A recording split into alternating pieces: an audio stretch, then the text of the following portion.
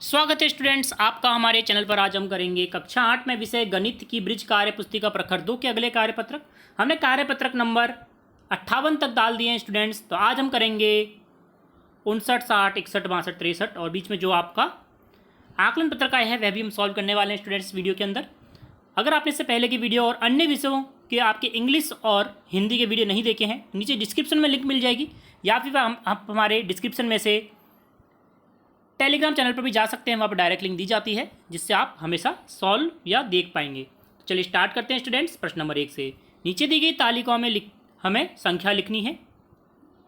जैसे क है 1 सैकड़ा, 2 ढाई, 4 इकाई, 3 दशांश।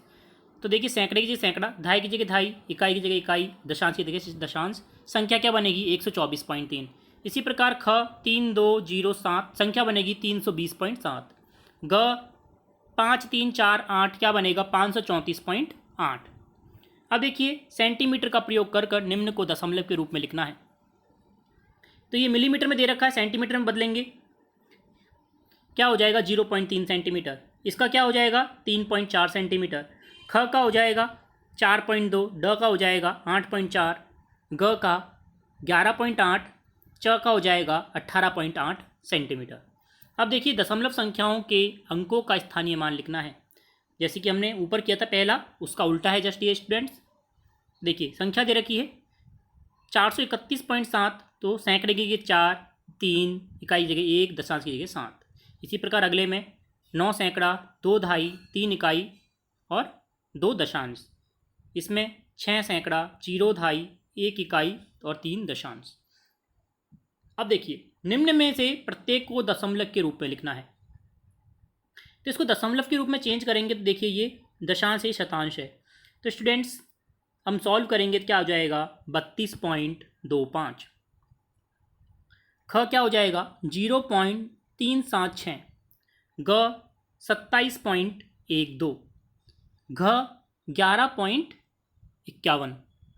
अब हल करना है, इनको जोड़कर लिखेंगे क्या हो जाएगा स्टूडेंट्स 2.510। घटाना है हमें, क्या हो जाएगा 1.59। अब करेंगे स्टूडेंट्स कार्यपत्रक नंबर 60 जो कि 69 पेज नंबर पर है। देखिए रमेश ने अपनी गाड़ी में 15.5 लीटर पेट्रोल भरवाया, जिसमें से उसने 10.8 लीटर खर्च कर दिया। तो कितना बचा स्टूडेंट, घटा देंगे हम सिंपल, क्या बच जाएगा 4.7 लीटर।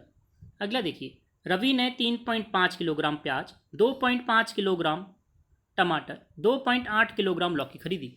तो रवि ने कुल कितने किलोग्राम सब्जी खरीदी, तीनों को जोड़ देंगे स्टूडेंट्स, 8.8 किलोग्राम उसने सब्जी खरीदी।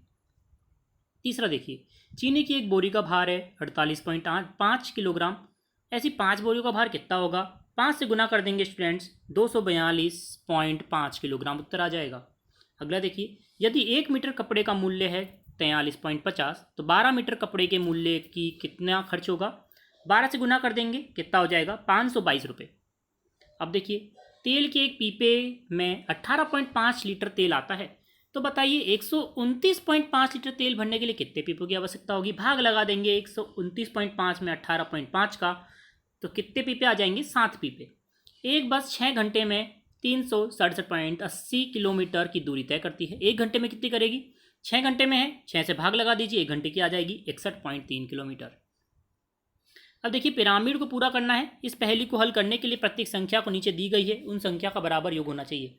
मतलब कि इन दोनों को जोड़ेंगे तो ये वाली संख्या बनेगी 0.3, इन दोनों को जोड़ा 0.5, इन दोनों को जोड़ा 0.8, सॉरी 0.7 आएगा स्टूडेंट्स। यहाँ पे 0.4 और 0.3 0.7 होता है, तो यहाँ पे आपको करेक्शन करना है, 0.7 लिखेंगे। फिर 0.3 और 0.5 को जोड़ेंगे 0.8 आएगा। 0.5 और 0.8 को 0.7 को जोड़ेंगे, यहाँ पे 7 आएगा स्टूडेंट, 0.7 लिखना है आपको 0.8 की जगह। तो 1 यहाँ पे आ जाएगा हमारा 1.2, ये भी चेंज हो जाएगी। 1.2 और 0.8 को जोड़ेंगे कितना आ जाएगा 2। स्टूडेंट अब मैं करेक्ट करना है, यहाँ पे 0.8 की जगह 0.7 करेंगे, क्योंकि 0.3 और 0.4 0.7 होते हैं। 0.8 और सॉरी फिर इन दोनों को जोड़ेंगे 0.5 और 0.7 को, 1.2 आएगा यहाँ पे 1.3 की जगह। फिर 0.8 और 1.2 को जोड़ेंगे 2 आएगा। आपको यहाँ पर करेक्शन करना है स्टूडेंट्स, मैंने आपको बता दिया है। अगला देखिए 3.1 2.2 5.3, 2.2 और 2.1 4.3, 2.1 3.2 5.3, इन दोनों को जोड़ेंगे 9.6, इन दोनों को जोड़ेंगे 9.6। इन दोनों को जोड़ेंगे 19.2। अगला देखिए 2.1 और 1.2 को जोड़ेंगे 3.3, इन दोनों को जोड़ा 4.4, इन दोनों को जोड़ा 4.6, फिर इन दोनों को जोड़ा 7.7, इन दोनों को जोड़ा 9, इन दोनों को जोड़ा 16.7। अब करेंगे अगला कार्यपत्रक। उससे पहले अब आ गया हमारा आकलन नंबर 7, जिसमें हमें नीचे दिए गए छायांकित भाग को दशमलव भिन्न के रूप में लिखना है। तो स्टूडेंट्स जो एक लाइन है उसमें 10 खाने हैं, तो देखिए 10 और 10 पूरी भरी हुई है, और इसमें देखिए ये आधे आधे भरे हुए हैं, मतलब कि 7 भरे हुए हैं। तो हम टोटल करेंगे कितने हो जाएंगे 0.10 0.10 0.7 0.7 0.34। इन सब खानों को हम कैलकुलेट करेंगे, कितने आ जाएंगे 36 खाने भरे हुए हैं तो 0.36। इसमें 30 खाने भरे हुए हैं, मतलब 3 लाइनें हैं स्टूडेंट्स, तो 0.30। अब देखिए नीचे दिए गए दशमलव भिन्नों को चित्र के द्वारा हमें छायांकित करना है। 0.54, 5 लाइनें पूरे भर देंगे और छठी लाइन में 4 खाने भरेंगे। 0.81, 8 खाने हम पूरे भरेंगे, एक लाइन मतलब 8 लाइन पूरी भरेंगे और लास्ट वाली में 1 भरेंगे। 9.6, 9 लाइन पूरे भरेंगे और लास्ट वाली में हम 6 भरेंगे। अब देखिए दशमलव संख्याओं को स्थानीय मान के रूप में लिखना है, तो इसका क्या हो जाएगा 3 सैकड़ा 1 दहाई 2 इकाई 7 दशांश। अगली वाली का 4 सैकड़ा 0 दहाई 8 इकाई 9 दशांश। अगला 1 सैकड़ा 3 दहाई 2 इकाई 4 दशांश। अगला देखिए नीचे दिए गए साधारण भिन्न को दशमलव भिन्न के रूप में लिखना है, ये हो जाएगा 0.4। अगला 0.30, अगला 0.45, यहाँ पे 5 लिखना है स्टूडेंट्स, यहाँ पे फिर गलती हो गई है, 0.45 आएगा यहाँ पे ग में, 0.45 आएगा स्टूडेंट्स ग में, यहाँ पे आ जाएगा 0.60। अगला देखिए दशमलव भिन्न को साधारण भिन्न के रूप में लिखना है, साधारण भिन्न बनाइए 15/100 आ जाएगा। पॉइंट के बाद 2 संख्याएं 2 जीरो लगेंगी, पॉइंट के बाद 1 संख्या 1 जीरो लगेगी 8/10, 2 संख्याएं 76/100, 1.40, 2 संख्याएं 140/100। अब देखिए नीचे दिए गए दशमलव भिन्नों को घटते हुए क्रम में लिखना है। घटते हुए क्रम का मतलब होता है सबसे बड़ी संख्या पहले आएगी। सबसे बड़ा कौन है 4.13, इससे छोटा 1.43, फिर 0.41, फिर 0.2, अगला 0.09। अब देखिए नीचे दिए गए दशमलव भिन्नों का मान निकालना है, दोनों को प्लस करेंगे 6.485 आएगा, इन दोनों को प्लस करेंगे 8.358 आएगा, इनको घटाना है स्टूडेंट्स क्या आ जाएगा 1.823, इनको घटाएंगे 4.242। अगला देखिए अभिषेक के पास थे 7.45 रुपये, वह 5.30 रुपये की टॉफ़ी खरीदता है, तो अभिषेक के पास अब कितने रुपये बचे, उसने खर्च कर दिए स्टूडेंट्स, तो घटा देंगे 2.15 रुपये बचेंगे।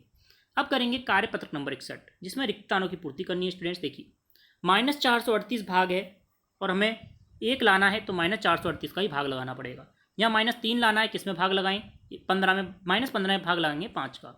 -12 गुना -6 72 होते हैं। 0 का भाग लगाइए, किसी भी संख्या में हमेशा 0 ही आएगा। अगला देखिए निम्नलिखित संख्याओं का प्रत्येक का मान ज्ञात करना है।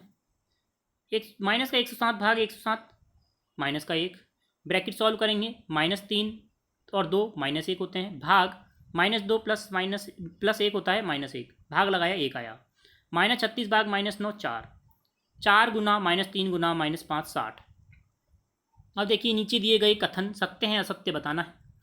पूर्णांकों के योग के लिए कर्म विनिमयता का नियम होता है संतुष्ट होता है, बिल्कुल सही है। पूर्णांकों के योग के लिए भी कर्म विनिमय लगता है और गुना के लिए भी लगता है। देखिए किसी पूर्ण संख्या में शून्य को जोड़ने पर वही संख्या पूर्ण संख्या प्राप्त होती है, बिल्कुल सही है। -23 भाग -1 0 बिल्कुल गलत है, यहाँ पे 23 आएगा स्टूडेंट्स, तो ये गलत कर देंगे। पूर्ण संख्याओं के लिए 0 गुणात्मक तत्समक होता है, बिल्कुल गलत है। गुणात्मक तत्समक 1 होता है, 0 नहीं होता है गुणात्मक, ये हमारा 1 आएगा, इसलिए गलत हो जाएगा। अगला देखिए यदि 12 बजे तापमान 0 से 5 डिग्री ऊपर है, मतलब कि ऊपर है मतलब कि -5 डिग्री है। यदि आधी रात तक, मतलब कि यदि यह आधी रात है, यहाँ पे कितने बज रहे हैं स्टूडेंट्स आधी रात, मतलब कि रात के 12 बजे, रात के 12 बजे हैं,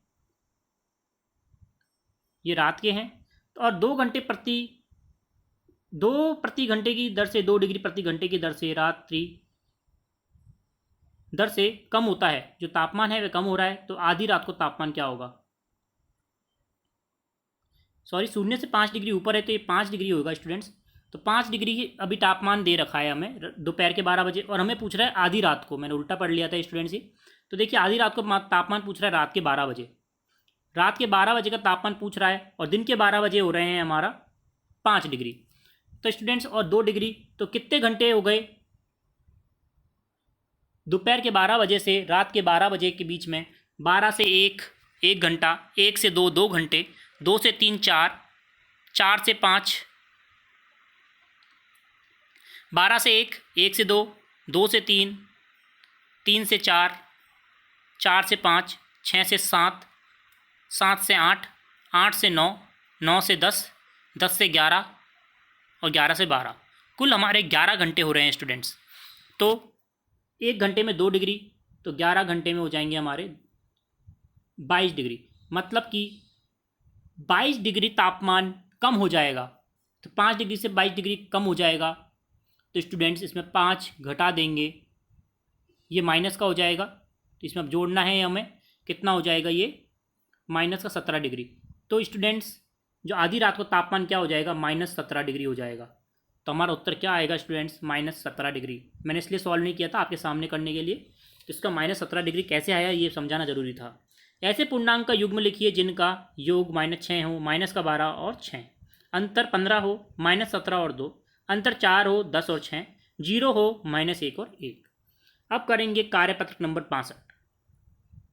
रिक्त स्थानों की पूर्ति करनी है। एक परिमेय संख्या को ऐसी संख्या के रूप में परिभाषित किया जाता है जिसमें P/Q के रूप में व्यक्त किया जा सकता है, जहां P तथा Q पूर्णांक हैं और Q क्या है? Not equal to 0। बीच में इस तरह का निशान आता है, Q कभी भी 0 नहीं होगा। Q 0 हो जाएगा तो परिमेय संख्या नहीं होगी स्टूडेंट्स। अगली देखिए, वे संख्याएं जिनको गिनने के लिए इस्तेमाल किया जाता है उन्हें प्राकृत संख्या कहते हैं। प्राकृत संख्या में अगर 0 मिला देते हैं तो पूर्ण संख्या कहलाती है। सभी प्राकृत संख्या पूर्ण संख्याएं होती है, बिल्कुल सही है, लेकिन सभी पूर्ण संख्या प्राकृत संख्या नहीं होती हैं, तो नहीं आ जाएगा यहाँ पे स्टूडेंट्स। अगला देखिए, निम्न परिमेय संख्याओं के बीच में 3 परिमेय संख्या ज्ञात करनी है।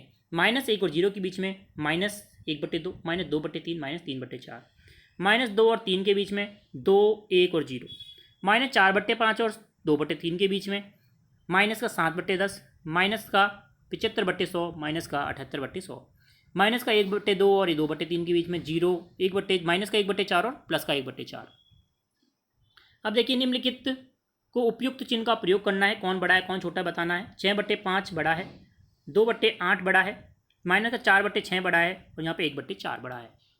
अगला देखिए, निम्न को आरोही क्रम में या अवरोही क्रम में हमें निर्देशानुसार बताना है।